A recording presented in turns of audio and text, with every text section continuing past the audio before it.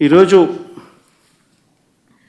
ఒకవైపున అన్ని రకాలుగా రాష్ట్రం వెనకడుగులు వేస్తూ ఉంటే, తిరోగమనంలో రాష్ట్రం ఉంటే, మరోవైపున మనం తీసుకొచ్చిన సంస్కరణలు ఈరోజు కళ్ళ ఎదుటే నీరు గారిపోతూ ఉన్న పరిస్థితులు ఈరోజు కనిపిస్తూ ఉన్నాయి.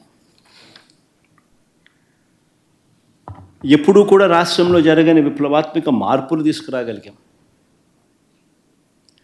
ఇంతకుముందు సాధ్యమేనా ఇలాంటి మార్పులు అని అనిపించే పరిస్థితి నుంచి ఇలాంటి గొప్ప మార్పులు సాధ్యము అని చెప్పి చేసి చూపించగలిగాం.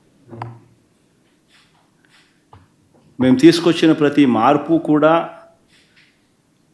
నా 3648 కిలోమీటర్ల పాదయాత్రలో చూసిన కష్టాలను, తెలుసుకున్న విషయాలను, వాటికి సొల్యూషన్స్ ఇచ్చే విధంగా మా ప్రభుత్వంలో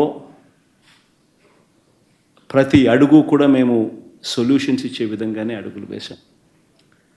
ఆ సొల్యూషన్స్ ఇచ్చే క్రమంలో ప్రతి రంగంలోనూ ఒక రెవల్యూషన్ తీసుకురాగలిగాం.